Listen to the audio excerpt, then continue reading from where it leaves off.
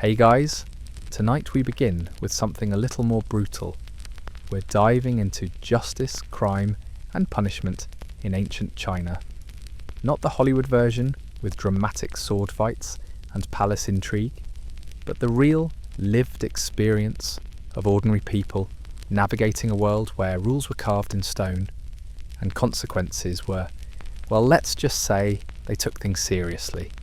So settle in, maybe adjust that pillow, and let's drift back about 2,000 years to a time when justice moved slowly, punishment was public, and life itself was measured not in years, but in seasons of survival. Take a moment to like this video if you're genuinely enjoying the journey we're taking together, and let me know in the comments where you're listening from and what time it is in your corner of the world. There's something beautifully connective about knowing we're all here together, scattered across time zones, but sharing this quiet moment. Now, dim those lights, maybe let that soft hum of your fan or heater wash over you, and let's step through the mist into ancient China, where every decision carried weight, every action had consequence, and every day was a careful dance between harmony and chaos. Congratulations, you've just awakened in the year 156 CE, during the height of the Han Dynasty. The good news? You're alive, which means you've survived another night without bandits, plague, or your neighbour's cooking experiments going horribly wrong. The bad news? Your day is about to be a careful negotiation between staying fed and staying out of trouble with authorities who have very specific ideas about how society should function.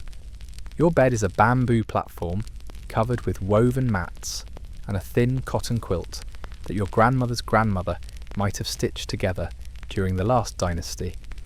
There's no memory foam, no Egyptian cotton, just rough hemp fabric that smells faintly of the herbs used to keep insects away. Your pillow is a small wooden block covered with cloth, designed more for proper neck alignment than comfort. The ancient Chinese believed that sleeping on your side with your head elevated would help maintain the flow of qi through your body while you slept. You wake to the sound of the neighbourhood rooster, which serves as the imperial alarm clock, though significantly less precise than your smartphone. Your home is a courtyard house made of wood and clay, with paper windows that let in a soft, filtered light. If you're lucky, you're part of a multi-generational household where your parents, grandparents, children, and possibly a cousin or two all share the same compound. Privacy is a concept that hasn't quite been invented yet, or rather, it's been redefined as quietly minding your own business while everyone else is within earshot. The smell wafting through your home is a complex symphony of incense from the family shrine, last night's leftover millet porridge, and the distinctive scent of your neighbour's latrine, which is refreshingly close to your kitchen for maximum convenience. Scented candles haven't been invented, and even if they had, they'd probably just smell like tallow and disappointment. You stretch, feeling your joints pop like bamboo in a breeze. You're 28 years old, which in Han Dynasty terms makes you practically middle-aged, assuming you're lucky enough to see 40. Your back aches from sleeping on a hard surface, your neck is stiff from that wooden pillow, and your ankles crack as you stand, because even in ancient China, getting old started early and progressed quickly. Getting out of bed is an exercise in caution.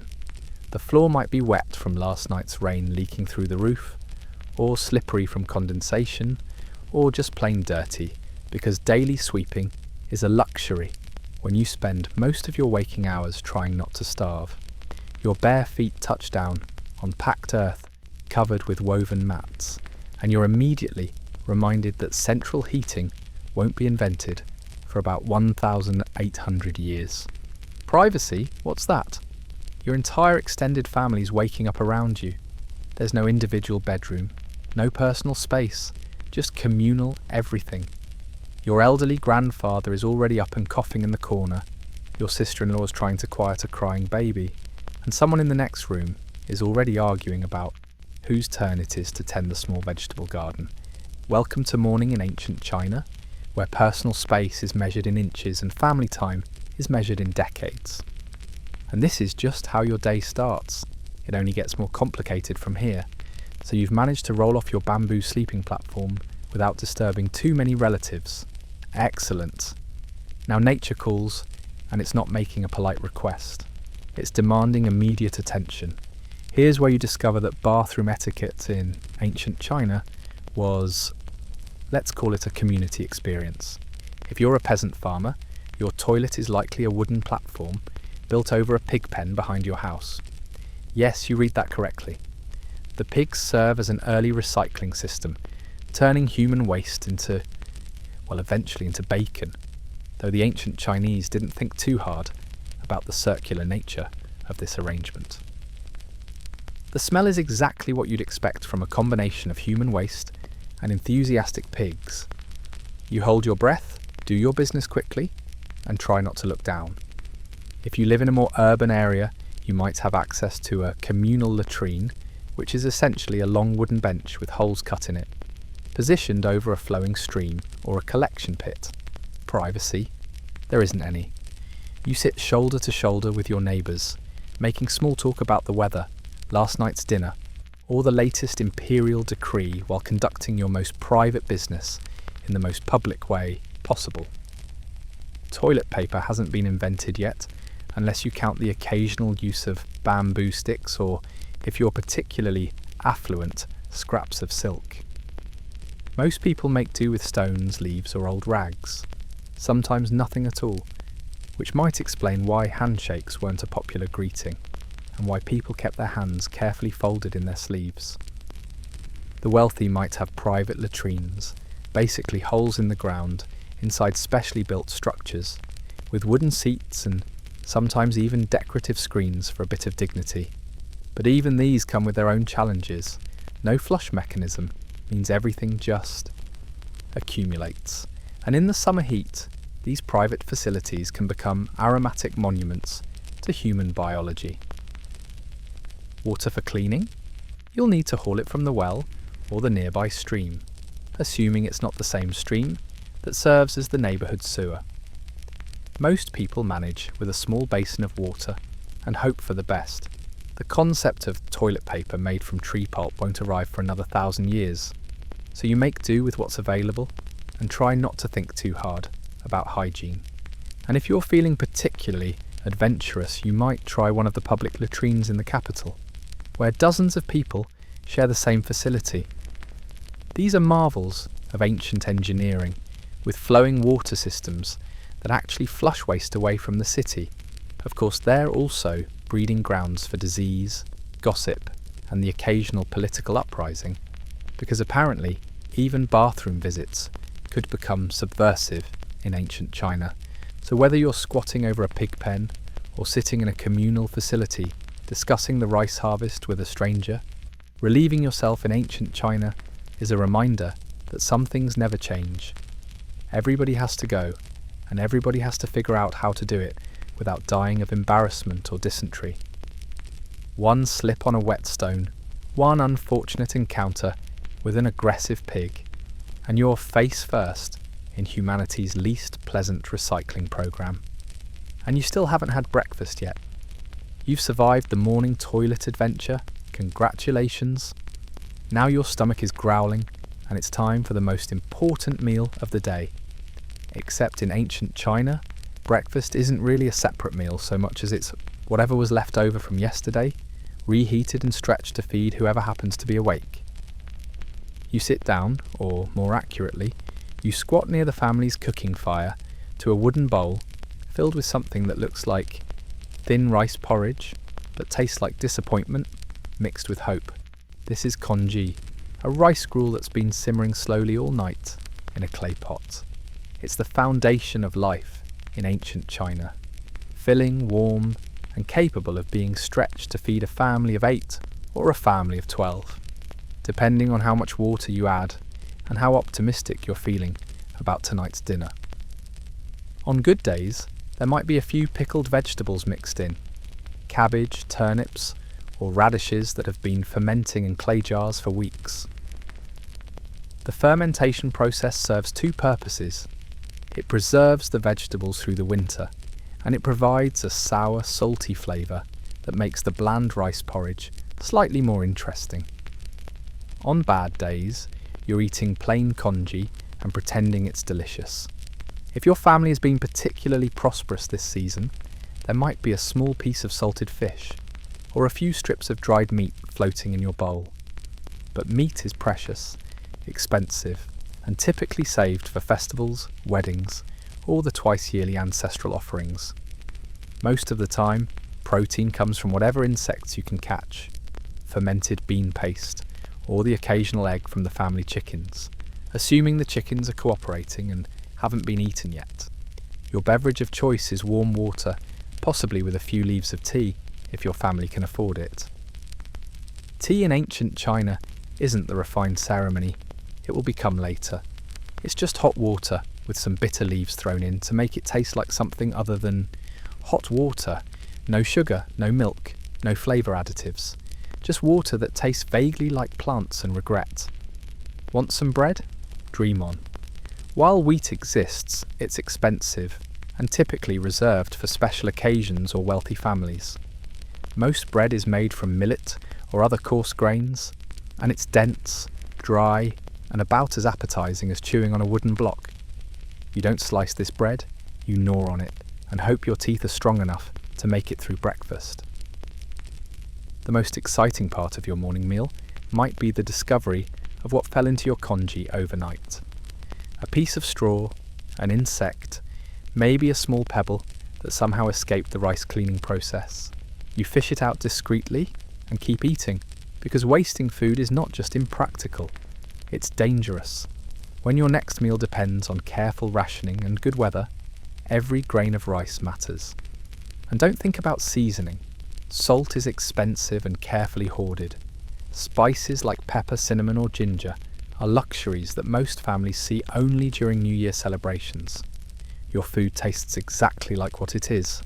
Grains, vegetables and water, with maybe a hint of smoke from the cooking fire. So you chew your dense grain cake, sip your leaf water, and try not to think about the fact that this might be the best meal you'll have all day. At least the congee is warm, the water is hot, and you're still alive to complain about breakfast. In ancient China, that counts as a successful start to the day. You've managed to consume your morning gruel without too much difficulty, and now it's time to get dressed. Not that this is a complex process. Your wardrobe consists of exactly one outfit, possibly two, if you've had an exceptionally good harvest season, or if someone in your family has recently died and left you their clothes. Your daily uniform is a hemp tunic that reaches your knees, rough and scratchy, and dyed with whatever natural materials were cheapest when it was made. The colour is probably brown, grey, or that distinctive shade of formerly white but now permanently stained with everything you've encountered over the past 6 months. There's no cotton, no silk unless you're nobility, and certainly no synthetic fabrics.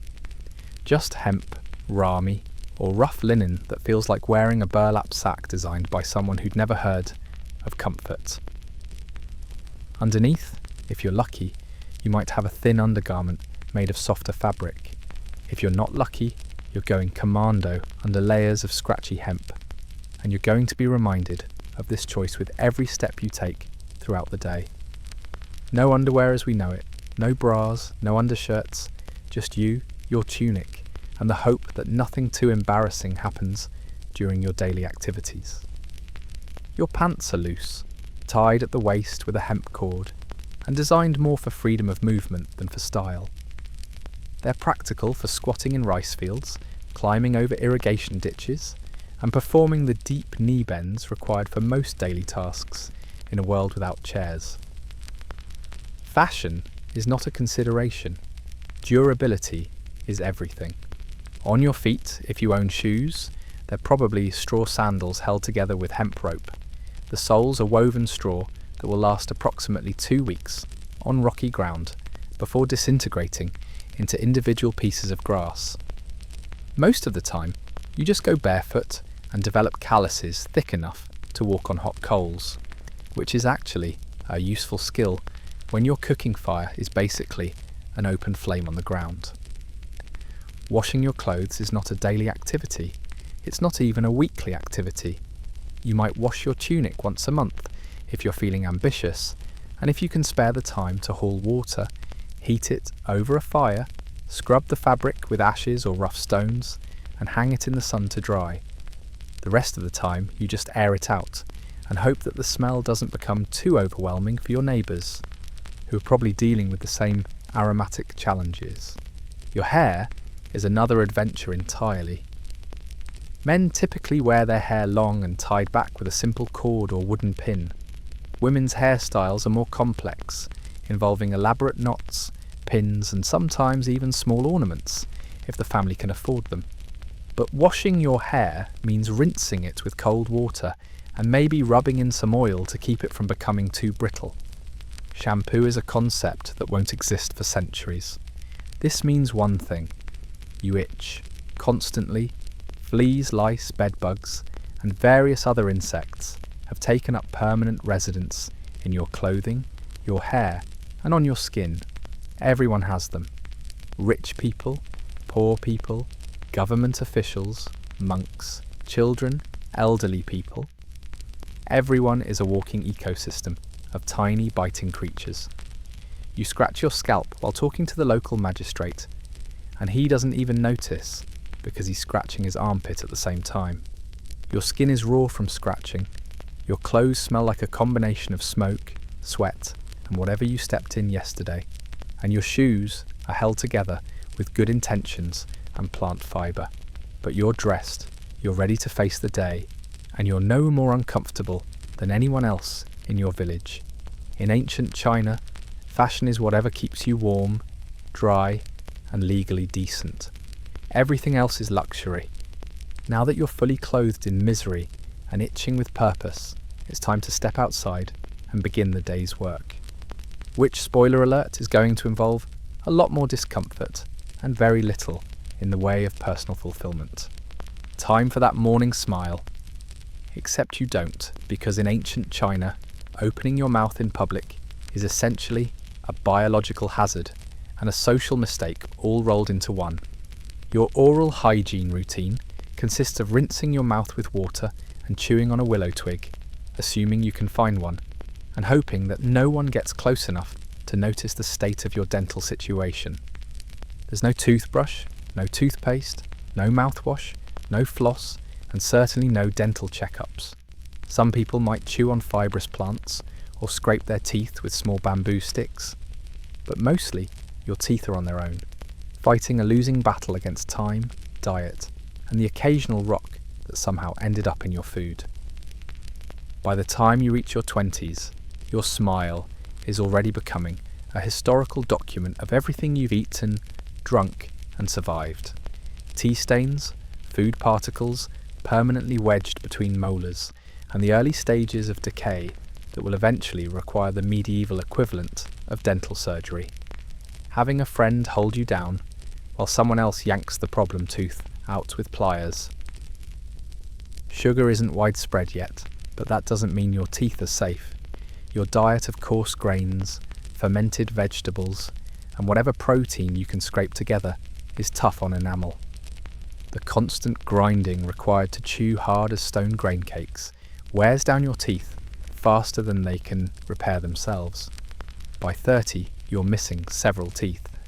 By 40, if you live that long, chewing becomes a careful strategy rather than an automatic function.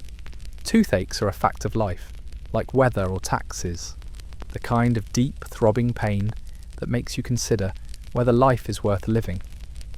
There's no ibuprofen, no antibiotics, no root canals, just willow bark to chew for pain relief, which provides roughly the same level of comfort as whispering at a thunderstorm. Most people develop impressive pain tolerance out of sheer necessity. If you're wealthy, you might have access to herbal remedies, cloves for numbing, ginseng for general health, or various ground minerals that are supposed to strengthen your teeth, but mostly just taste terrible. If you're poor, you suffer in silence and hope the infection doesn't spread to your brain, which it sometimes does, with predictably fatal results. Bad breath isn't just common, it's universal. Between the rotting teeth, the fermented food, and the complete absence of modern oral care, everyone's breath smells like a combination of sour vegetables, decay, and whatever died in your mouth last week. Social interactions involve a lot of strategic breathing and talking from a respectful distance. The worst part? Dental problems can easily become medical emergencies. An infected tooth can cause facial swelling, fever, and sepsis. Without antibiotics, a simple cavity can become a death sentence. People die from toothaches regularly, and there's nothing anyone can do about it except hold their hand and hope they pass quickly. So you keep your mouth closed as much as possible, smile without showing teeth, and speak in a way that minimises the opportunity for anyone to notice that your oral health situation is somewhere between concerning and catastrophic.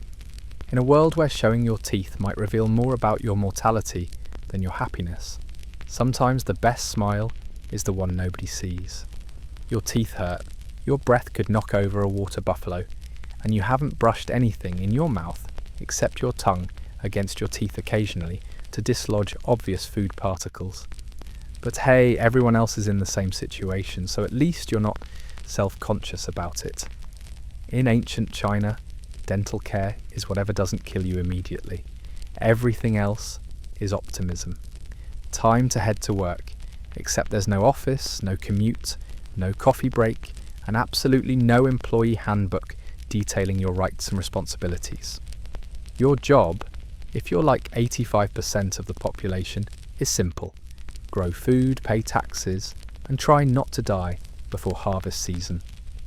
Welcome to agricultural life in ancient China, where your career path is determined by your birth, your life expectancy is determined by the weather, and your retirement plan is hopefully die quickly when you can no longer work.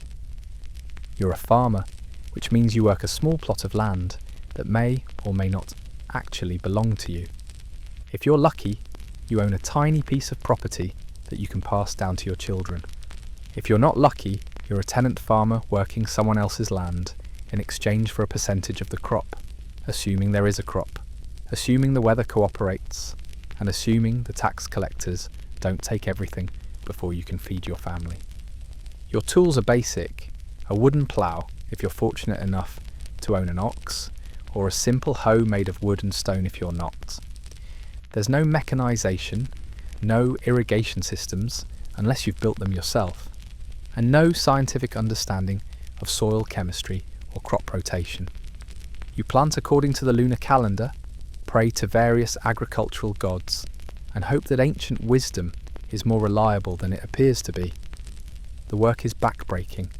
You're bent over in rice paddies for hours at a time, transplanting seedlings by hand, one by one. Your spine curves into a permanent question mark. Your knees scream in protest, and your hands become permanent claws from gripping tools and plants. There's no ergonomic anything, no back support, no knee pads, no work gloves, just you, the mud, and the relentless demands of agriculture. If you're a woman, congratulations. You get to do all of this and manage the household, raise children, care for elderly relatives, and produce textiles. You work in the fields during planting and harvest seasons, then spend your free time spinning hemp, weaving cloth, cooking, cleaning, and trying to keep everyone in your family alive and reasonably healthy. Rest is not a concept that applies to women in ancient China. Rest is what happens after you die. Children start helping around age 5 or 6. No school, no childhood, just tiny hands learning to transplant rice seedlings and carry water buckets. Education is for wealthy families who can afford to have unproductive children. Everyone else learns practical skills: farming, cooking, textile production, and how to survive when the harvest fails. The workday begins before sunrise and ends after sunset. No weekends, no holidays except for major festivals, And no sick days unless you're literally dying, in which case you work until you collapse and hope someone else can finish your tasks. If you break a bone, you work around it. If you get sick, you work through it. If you're injured, you improvise. Because if you don't work, you don't eat. And if you don't eat, the problem solves itself in a few weeks. Your salary is whatever food you can grow, minus taxes, minus the portion you need to save for next year's seeds, minus the portion you need to trade for tools and other necessities. Most years there's barely enough left to keep your family fed through the winter. Bad years, people starve. Good years, you might have enough surplus to repair your house or buy a new tool. So you grip your hoe, ignore the pain in your lower back, and start digging. Because in ancient China, your job isn't a career. It's a survival strategy with dirt under your fingernails and the constant knowledge that next season's weather will determine whether your family lives or dies. Now let's talk about why you really need to be careful about everything you do, say, and even think in ancient China. Because this is a society that has turned law and order into an art form, and that art form is painted in very specific shades of severe consequences for even minor infractions. The legal system in ancient China operates on a principle that might seem alien to modern thinking: collective responsibility. If someone in your family commits a crime, your entire family might be punished. If someone in your neighbourhood commits a crime, your entire neighbourhood might be held responsible. The logic is that people will monitor each other more carefully if they know that their neighbours' bad decisions might get them executed. This creates a society of constant surveillance, but not by government officials, by everyone around you. Your neighbour reports suspicious behaviour, because if they don't, and you turn out to be a criminal, they might lose their head. Your relatives keep close tabs on your activities because your poor judgment could result in their exile, enslavement, or death. Privacy isn't just rare, it's actively dangerous. The court system, when you encounter it, is not designed to protect your rights. It's designed to determine your guilt and appropriate punishment as efficiently as possible. There's no presumption of innocence, no right to legal representation, no jury of your peers.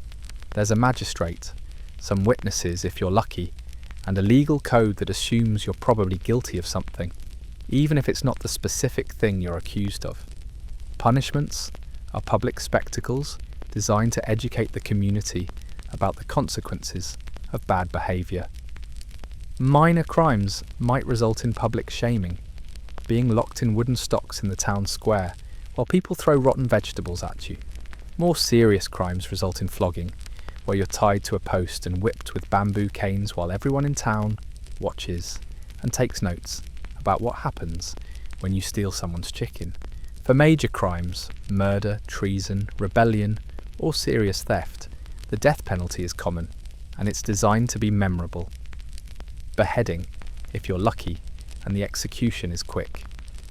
Slower methods, if the court wants to make an example of you.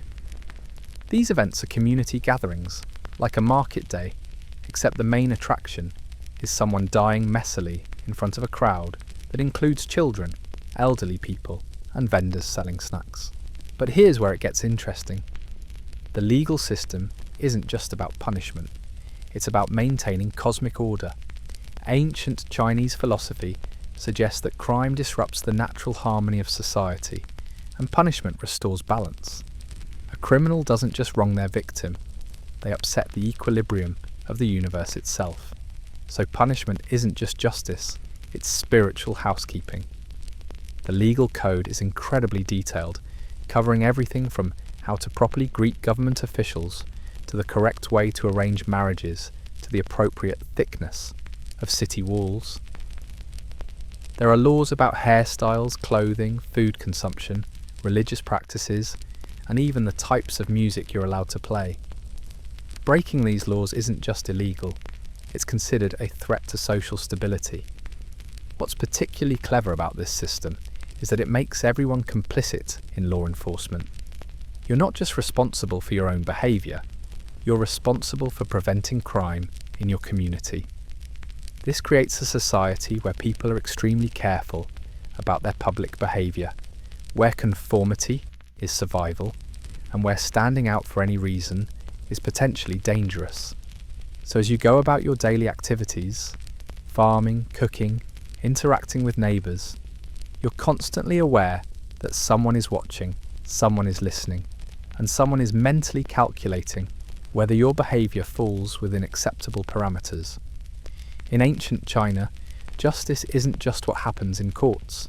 It's a daily negotiation between individual desires and collective survival. Let's delve deeper into the specifics of what happens when you cross the line in ancient China. The legal system operates on what's called the 5 punishments, a carefully graduated scale of consequences designed to fit the crime while providing maximum educational value for the community. The first and mildest punishment is tattooing, not the decorative body art you might be thinking of, but small marks made on the forehead or cheek to permanently identify you as a criminal. These aren't artistic expressions, they're scarlet letters carved into your skin with needles and ink. Once you're tattooed, everyone who sees you knows you've been convicted of a crime. Job opportunities become limited, marriage prospects diminish, social interactions become awkward. You carry your shame literally on your face for the rest of your life. The second punishment is cutting off the nose. This is reserved for more serious crimes like adultery, major theft, or persistent troublemaking. The procedure is exactly what it sounds like. A sharp knife, no anesthesia, and a lifetime of breathing difficulties and social stigma.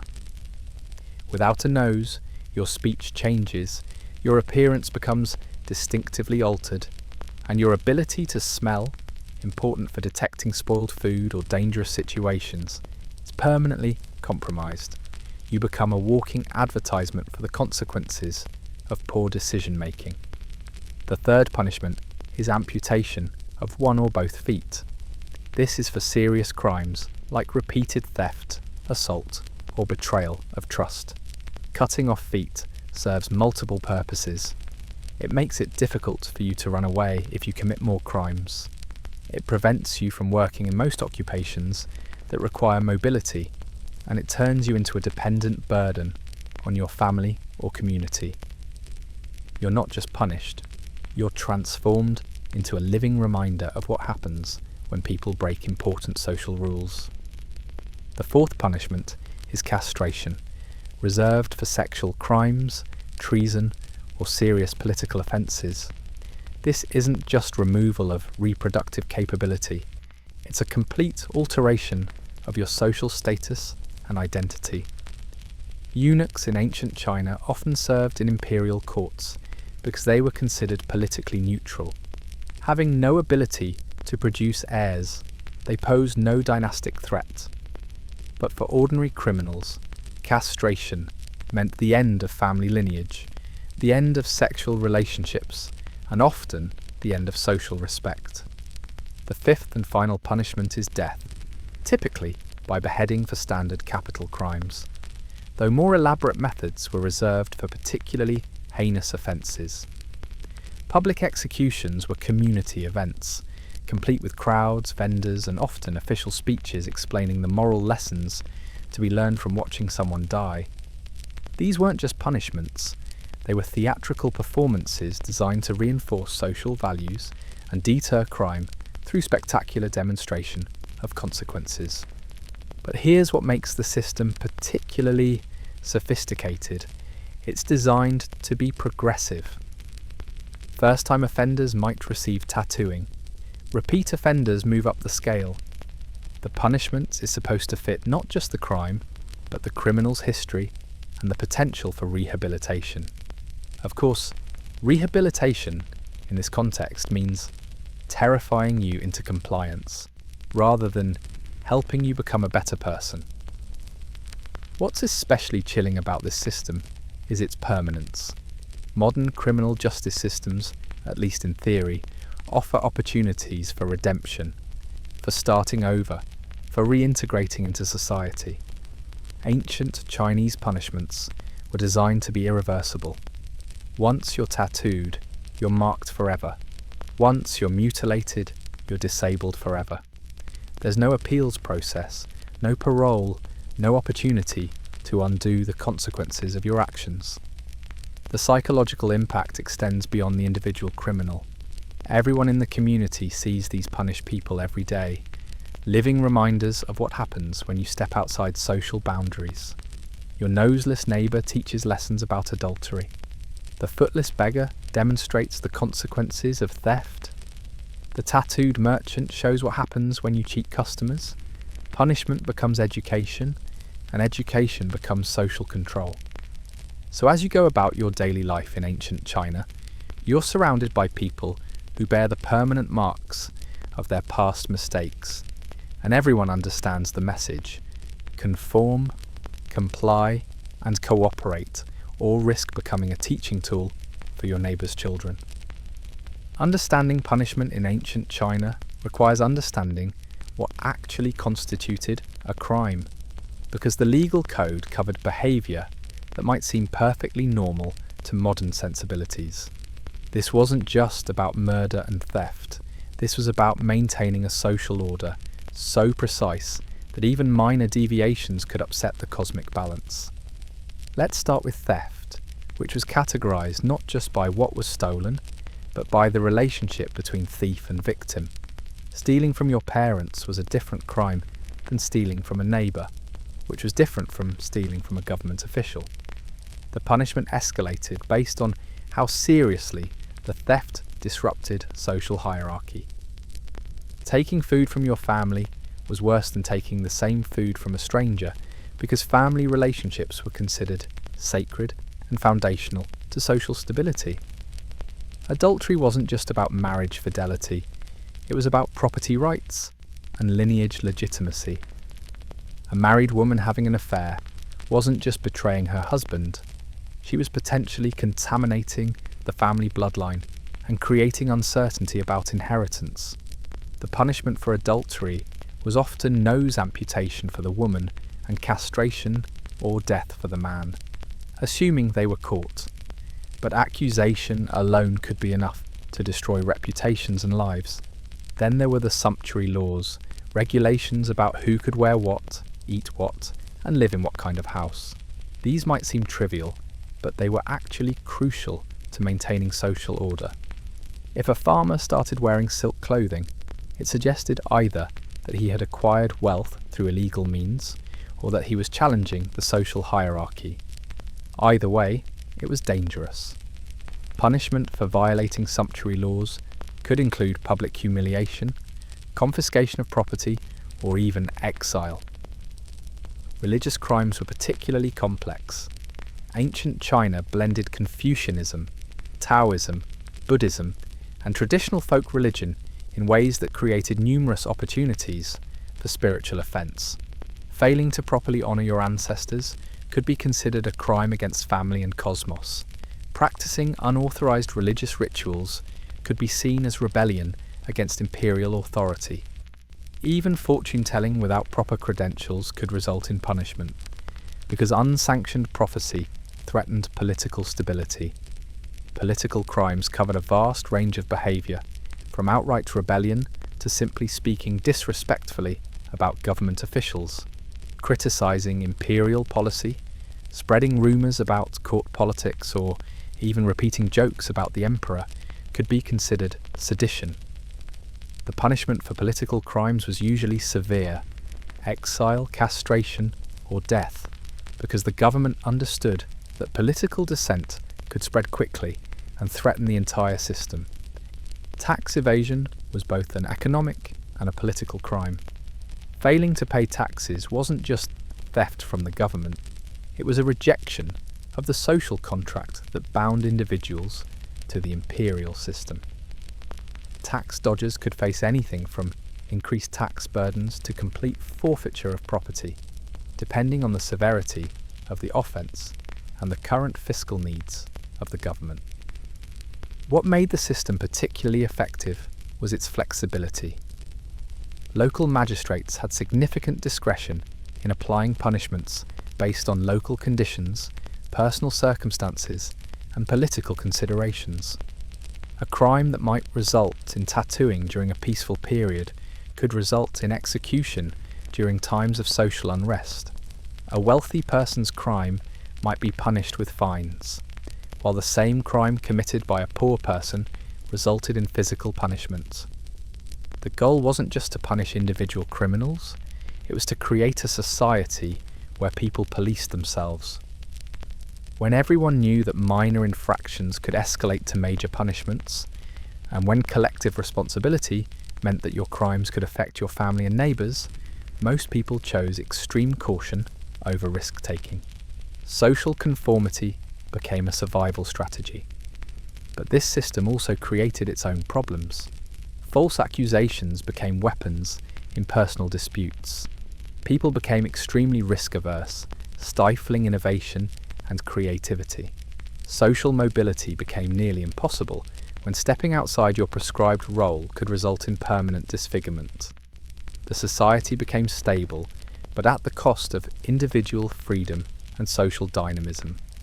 So as you navigate daily life in ancient China, you're constantly calculating not just whether your actions are morally right or wrong, but whether they conform to a complex web of social, political, and cosmic expectations that could result in anything from mild embarrassment to public execution. Now let's examine how this elaborate system of crime and punishment actually functioned in practice. Because having laws is one thing, enforcing them fairly and consistently across a vast empire is something else entirely. The machinery of justice in ancient China was a complex bureaucracy designed to maintain order while managing the practical realities of governing millions of people across thousands of miles. At the local level, justice began with the village headman or neighbourhood leader, usually someone chosen for their literacy, family connections, and perceived wisdom. These weren't professional judges. They were farmers or merchants or craftsmen who took on judicial responsibilities as community service. They handled minor disputes, investigated petty crimes, and made initial determinations about whether serious cases needed to be passed up to higher authorities. The challenge was that most of these local officials had no formal legal training. They relied on traditional wisdom, local customs, and whatever fragments of imperial law they might have learned second-hand. This meant that justice could vary significantly from village to village, depending on the personality and competence of whoever happened to be in charge. Some villages had fair, thoughtful leaders, others had corrupt, arbitrary, or simply ignorant ones. For serious crimes, cases moved up to the county magistrate, a government official with actual legal training and imperial authority. These magistrates were rotated frequently to prevent them from developing local loyalties that might compromise their judgment. They were supposed to be impartial representatives of imperial justice, though in practice they were often overworked, understaffed, and dealing with more cases than they could reasonably handle. The investigation process was thorough, but brutal. There was no concept of innocent until proven guilty. Instead, the assumption was that if you were accused of a serious crime, you were probably guilty of something, even if it wasn't exactly what you were charged with. Interrogation involved physical coercion as a standard practice. The logic was simple. Honest people would tell the truth immediately, while criminals would need encouragement to confess. Torture during questioning wasn't considered cruel or unusual. It was considered necessary. Bamboo canes, wooden clubs, and various restraint devices were standard equipment in every courthouse. The goal wasn't to inflict suffering for its own sake, but to extract confessions quickly and efficiently. A confession was considered the gold standard of evidence, much more reliable than witness testimony or circumstantial evidence. Witnesses were questioned separately, and their stories compared for consistency. But witness testimony was considered unreliable unless corroborated by confession or physical evidence.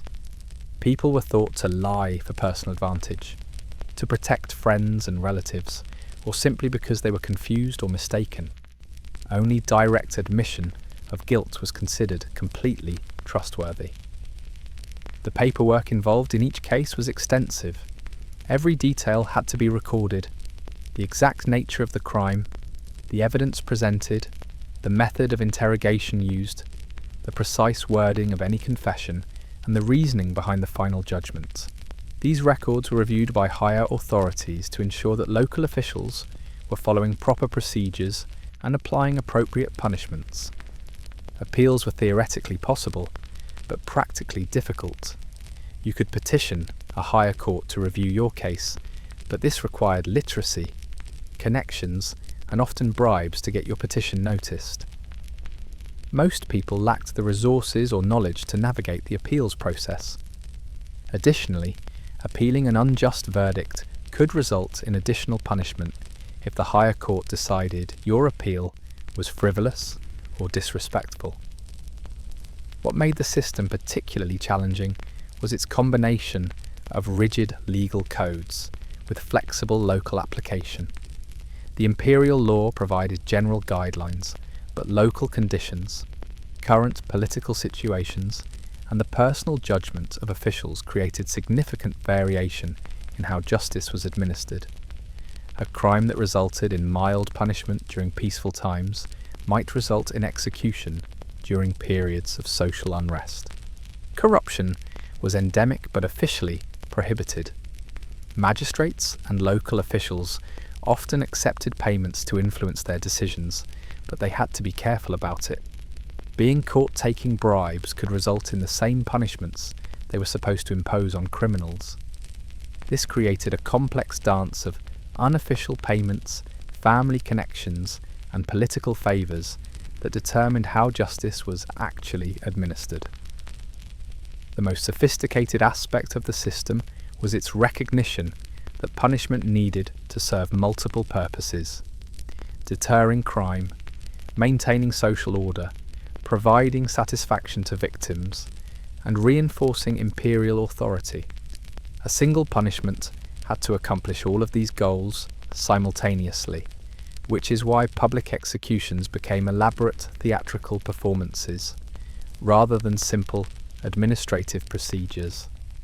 So when you found yourself accused of a crime in ancient China, you weren't just facing legal consequences, you were entering a complex bureaucratic system designed to process your case efficiently, while maintaining the appearance of fairness and the reality of social control.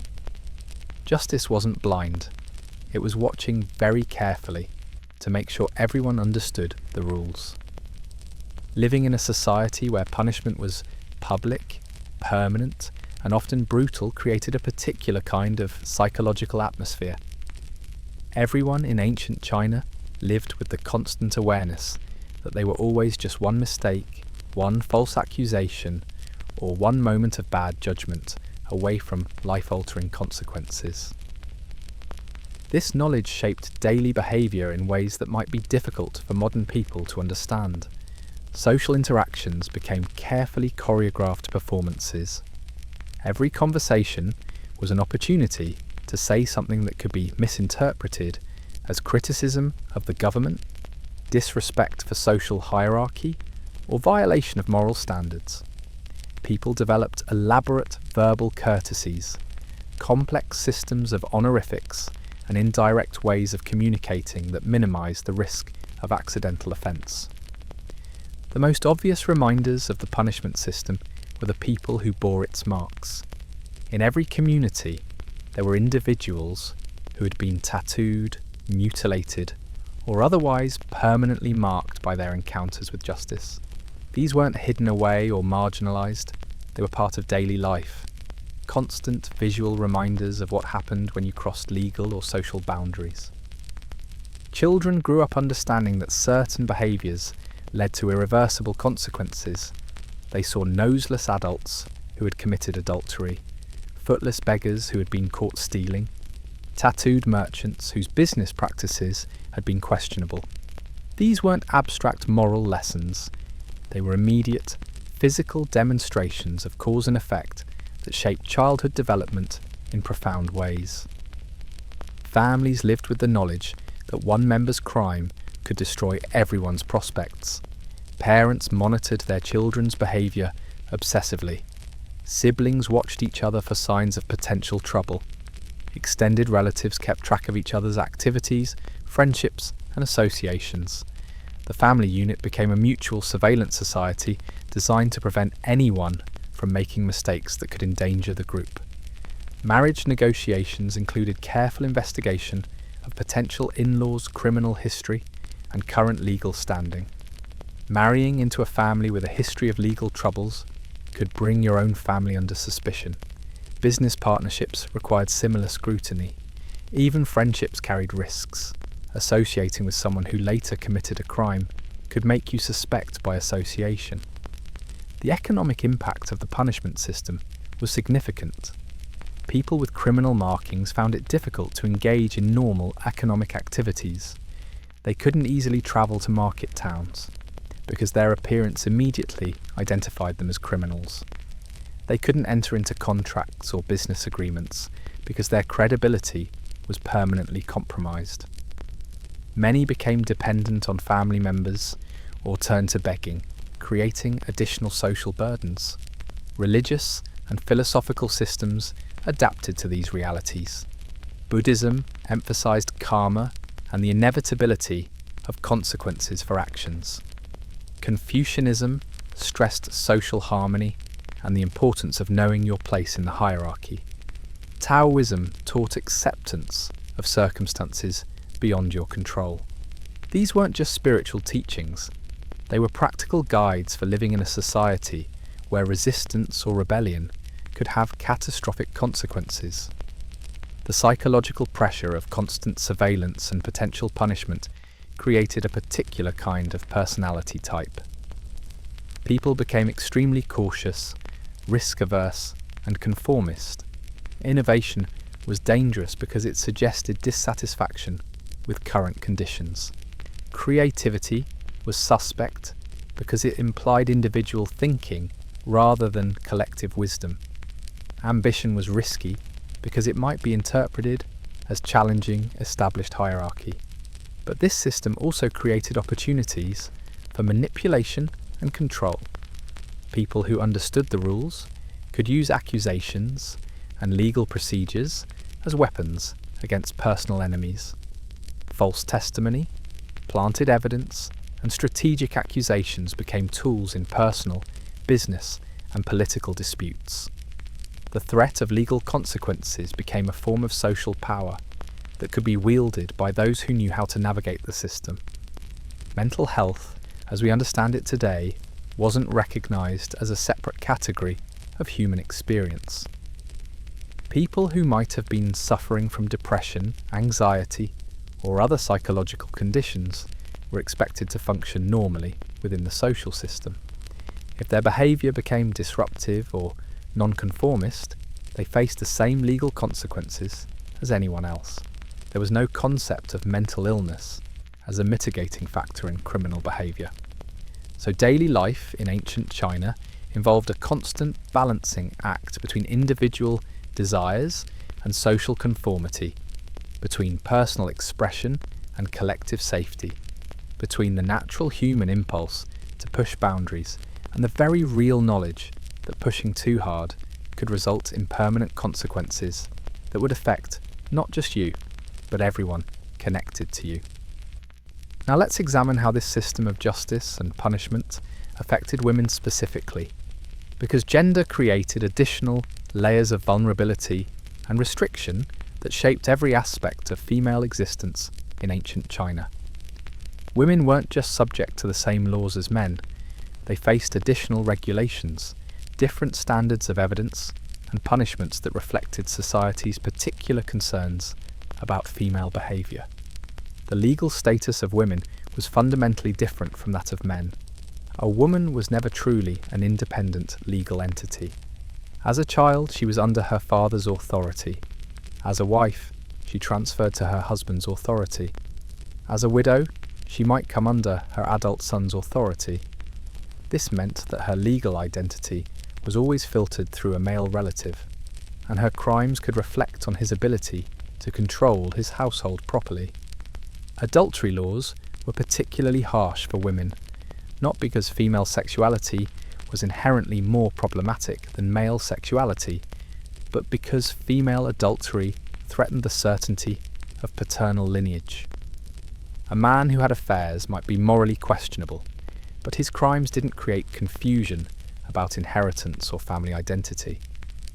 A woman who had affairs could potentially bear children whose paternity was uncertain, disrupting the entire social order built around patriarchal family structures. The punishment for female adultery was typically nose amputation, a deliberately disfiguring penalty that served multiple purposes. It marks the woman as sexually untrustworthy, making it unlikely that she would find another husband or lover. It served as a visible warning to other women about the consequences of sexual transgression, and it provided a permanent form of social shaming that followed the woman for the rest of her life. But accusations of adultery were easier to make than to prove, which created opportunities for abuse. A husband who wanted to divorce his wife could arrange for evidence of adultery. A family that wanted to avoid returning a dowry could claim the wife had been unfaithful. Even rumours and gossip could sometimes be enough to bring formal charges, especially if the woman lacked powerful family connections to defend her. Women's testimony in court was given less weight than men's testimony, based on the assumption that women were more emotional, less rational, and more likely to lie to protect themselves or their loved ones. This meant that a woman accused of a crime had fewer options for defending herself, and her version of events was automatically considered less credible than contradictory testimony from male witnesses. Domestic violence was largely outside the legal system's concern, unless it resulted in serious injury or death. A husband was expected to discipline his wife, and the methods he used were considered a private family matter. Women who complained about abusive treatment might be told that they needed to be more obedient, more submissive, or more skilled at managing their household duties to avoid provoking their husband's anger. Infanticide of female babies was technically illegal, but rarely prosecuted, especially during periods of economic hardship. Families who couldn't afford to raise daughters often abandoned them or allowed them to die, and local authorities generally ignored these deaths unless they became politically inconvenient. The legal system implicitly recognised that some lives were more valuable than others. Economic crimes by women were often treated more severely than the same crimes committed by men, because female financial independence was seen as inherently suspicious. A woman who had money must have acquired it through improper means: prostitution, theft, or manipulation of male relatives. Successful female merchants or entrepreneurs faced constant scrutiny and were often targets for accusations of fraud or corruption. Widowhood created particular legal vulnerabilities. A widow with property became a target for relatives who wanted to inherit her assets. She might face accusations of having caused her husband's death through poisoning, neglect, or spiritual contamination. Remarriage was theoretically possible, but socially complicated, especially if she had children from her first marriage whose inheritance rights might be affected. The binding of women's feet, which became widespread during this period, wasn't just a beauty practice. It was a form of physical control that limited women's mobility and made them more dependent on male protection. Women with bound feet couldn't easily run away from abusive situations, couldn't travel independently, and were physically marked as belonging to a social class that valued female decorativeness over female capability. But perhaps most significantly, the legal system created a culture where women policed each other's behaviour as strictly as any government official. Mothers-in-law monitored daughters-in-law for signs of sexual impropriety. Neighbours watched each other for violations of social norms. Female relatives competed to demonstrate their own virtue by identifying other women's failures. The system turned women into agents of their own oppression. So for women in ancient China, the law wasn't just a set of rules about criminal behaviour. It was a comprehensive system of social control that regulated sexuality, economics, family relationships, and even physical appearance. Every day involved navigating a complex web of restrictions designed to keep women dependent, monitored, and compliant. The system of punishment in ancient China wasn't just about maintaining social order. It was also a sophisticated economic institution that generated revenue, provided labour, and redistributed resources in ways that supported the imperial government and local authorities. Understanding the financial aspects of justice helps explain why certain punishments were chosen and how the legal system sustained itself. Fines were the most direct way that punishment generated revenue. For minor crimes, monetary penalties allowed offenders to avoid physical punishment while providing income for local governments.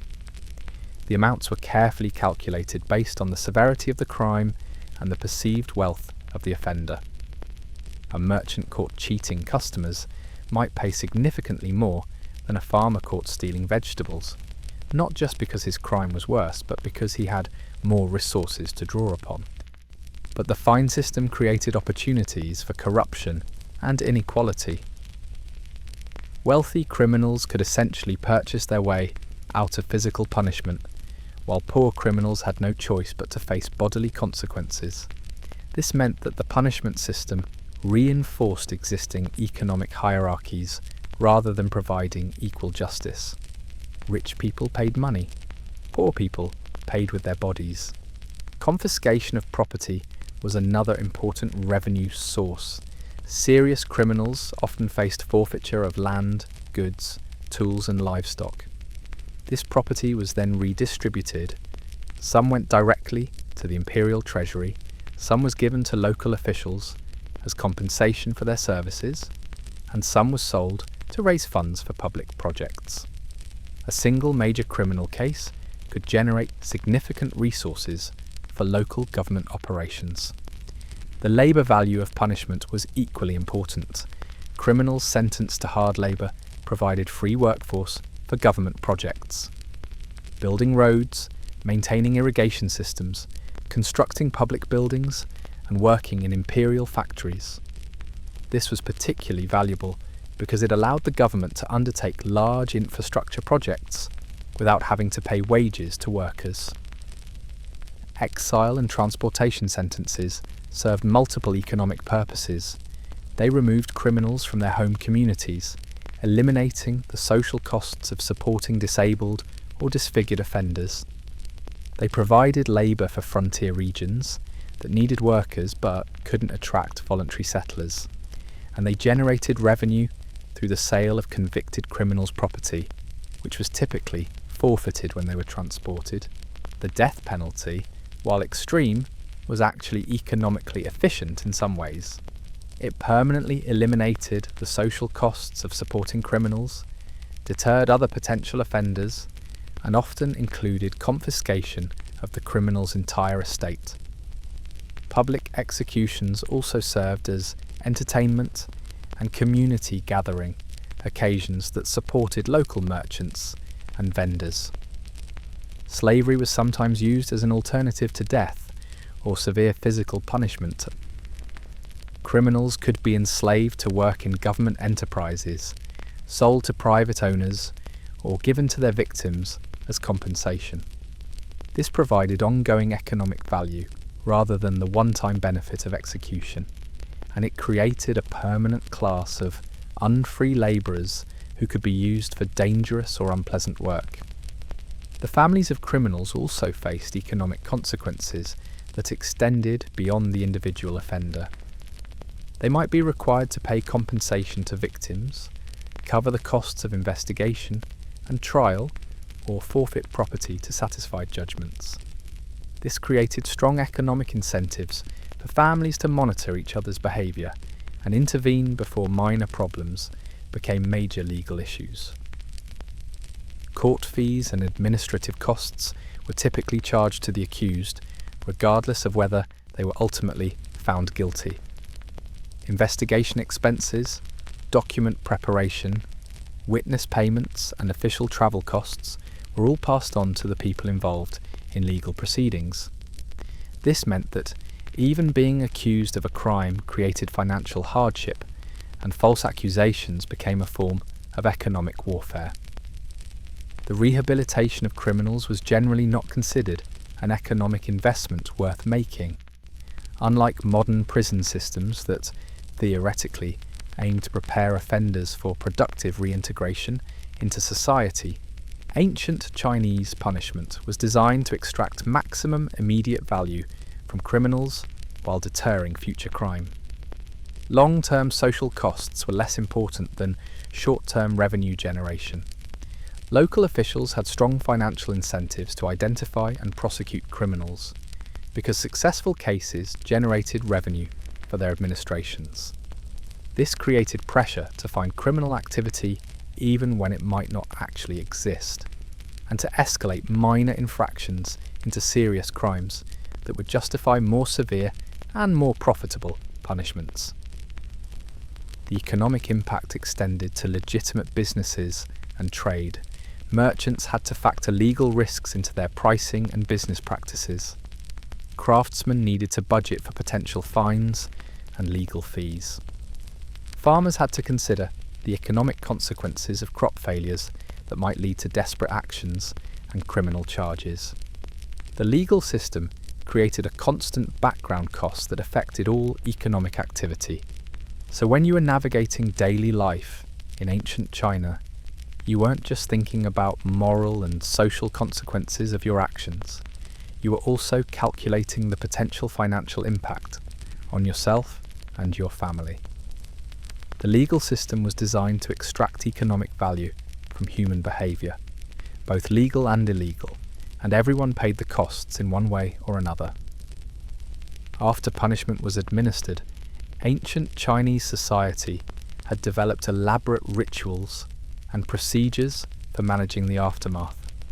Because punishment wasn't just about inflicting consequences, it was about restoring cosmic balance, reintegrating communities, and demonstrating that justice had been served. These post-punishment rituals were as important as the punishments themselves. Public confession ceremonies were common after major criminal cases. The convicted person, often bearing fresh marks of their punishment, would be required to stand before the community and formally acknowledge their crimes, express remorse, and ask for forgiveness. These weren't just legal formalities, they were spiritual cleansing rituals designed to purify both the criminal and the community that had been contaminated by criminal behaviour. The language of these confessions was highly formulaic, following traditional patterns that emphasised the criminal's recognition of social hierarchy, acceptance of imperial authority, and commitment to future compliance. The confession had to demonstrate not just regret for specific actions, but understanding of why those actions were harmful to social order and cosmic harmony. Community members were expected to participate in these rituals by witnessing the confession, expressing forgiveness, and formally accepting the criminal back into social relationships. But this acceptance was conditional and limited. A tattooed thief might be tolerated in the community, but would never again be trusted with valuable goods. A nose-cut adulteress might be allowed to remain in her family, but would never again be considered a respectable woman. Religious purification was often required after serious crimes. Buddhist temples provided ceremonies for cleansing karma. Taoist priests performed rituals to restore spiritual balance. Confucian scholars led community discussions about moral lessons learned from criminal cases. These religious interventions were considered necessary to prevent the spiritual contamination caused by crime from spreading to innocent people.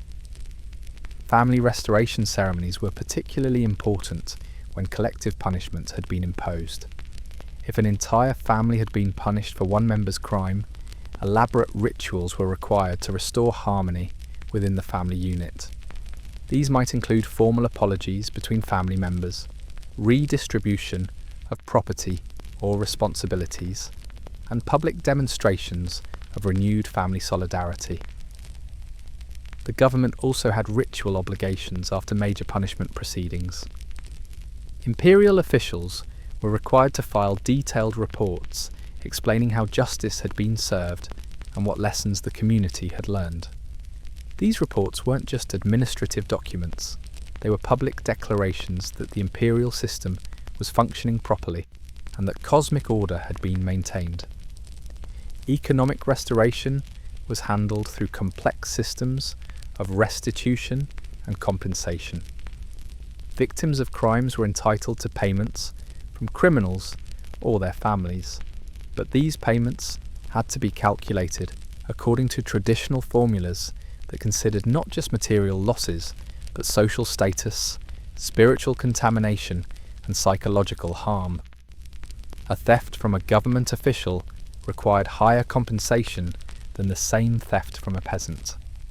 Memorial ceremonies honoured victims of serious crimes, particularly murder victims, whose deaths had disrupted community harmony. These ceremonies served multiple purposes. They provided closure for victims' families, they demonstrated community solidarity, and they reinforced social values by celebrating people who had died as a result of criminal behaviour. Seasonal festivals often included special recognition of recent criminal cases and their resolution.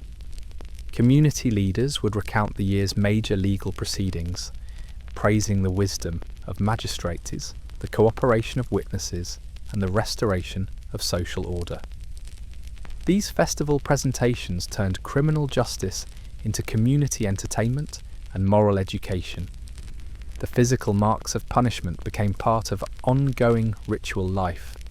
People with criminal tattoos or amputations were expected to dress and behave in ways that acknowledged their status. They wore particular colours or styles of clothing, sat in designated areas during public gatherings, and participated in community events according to specific protocols that reminded everyone of their criminal history. Children were specifically included in post-punishment rituals because they were considered particularly susceptible to moral contamination from criminal behaviour. Special ceremonies were designed to educate children about what they had witnessed, protect them from spiritual harm, and ensure that they understood the moral lessons demonstrated by adult criminal behaviour. Regional variations in restoration rituals reflected local customs and religious traditions, but the underlying principles were consistent throughout the empire. Crime disrupted social harmony. Punishment restored balance. Community participation in post-punishment rituals demonstrated collective commitment to social order. An ongoing recognition of criminals' altered status served as permanent education for everyone else.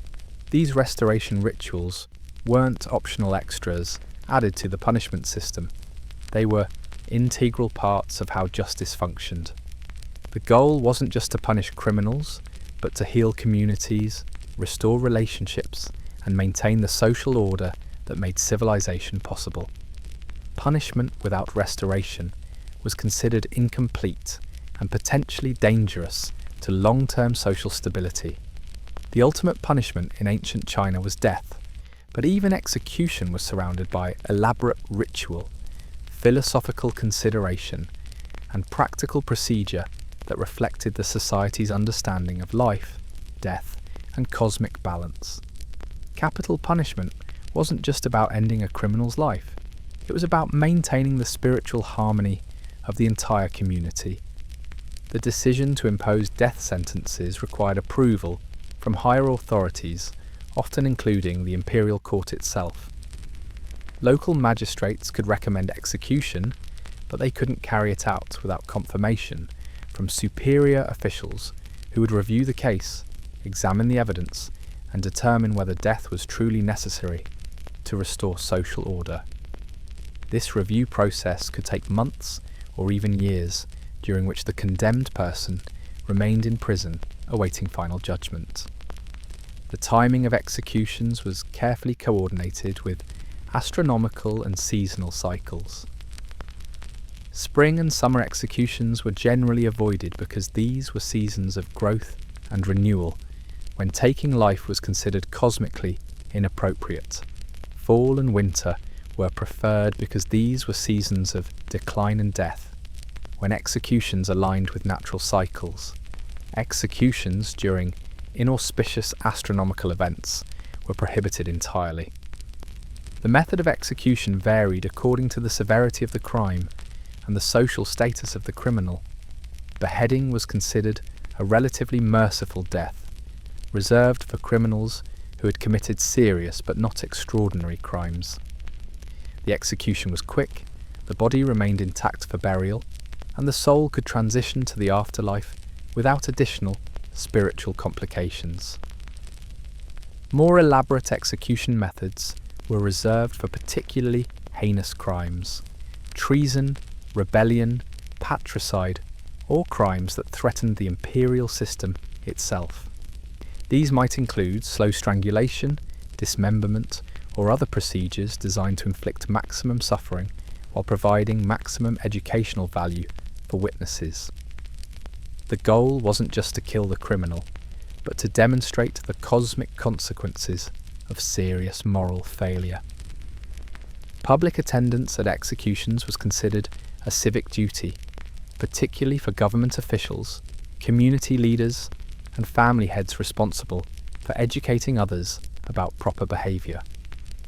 These weren't just legal proceedings, they were community education events where people learned about justice, morality, and the consequences of criminal behaviour. Children were often brought to execution specifically to witness the results of bad choices. The execution ritual itself was highly choreographed. The condemned person was given opportunities to make final statements, express remorse, and ask forgiveness from victims' families or the community.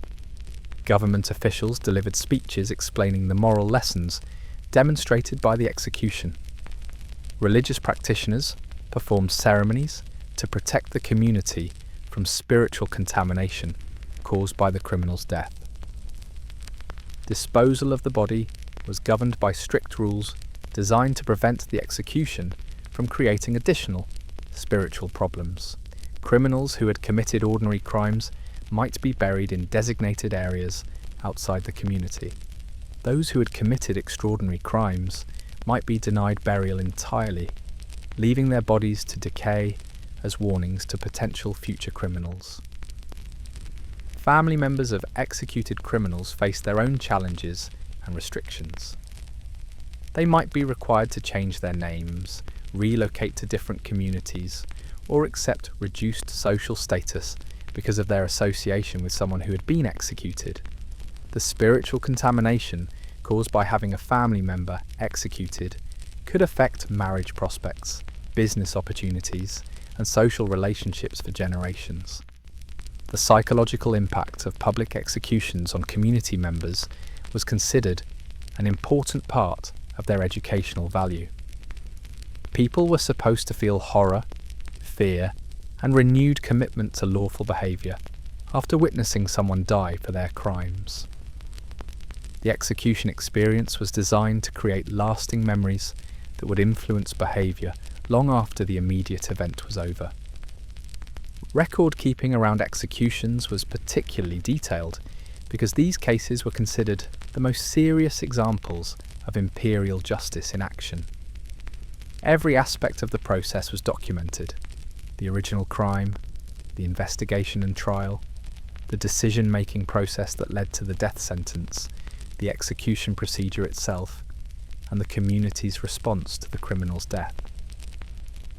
Appeals and pardons were theoretically possible even after death sentences had been confirmed, but they were rare and usually based on political considerations rather than questions about guilt or innocence. Imperial amnesty declarations might commute death sentences during certain festivals or political transitions, but these were acts of imperial mercy rather than corrections of judicial errors. The economic aspects of execution were also carefully managed. The costs of investigation, trial, imprisonment, and execution were charged to the criminal's family or estate. If the family couldn't pay, the costs might be absorbed by the local government or recovered through confiscation of property. Even in death, criminals were expected to compensate society for the trouble they had caused. So when someone in your community was sentenced to death in ancient China, it became a defining event that shaped social relationships, reinforced moral values, and demonstrated the ultimate power of imperial authority. Death wasn't just a punishment, it was a community experience that reminded everyone about the cosmic consequences of human choices.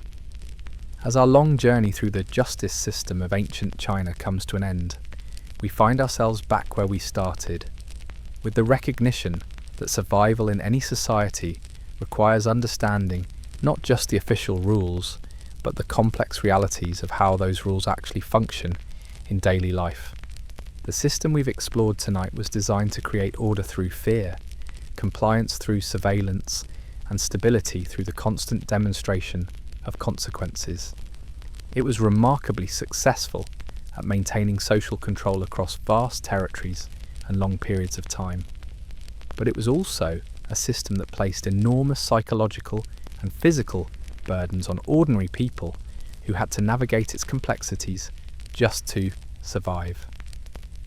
What's perhaps most striking about ancient Chinese justice is how sophisticated and systematic it was. This wasn't random violence or arbitrary punishment. It was a carefully designed social technology that used human psychology, community dynamics, and spiritual beliefs to create a self-regulating society.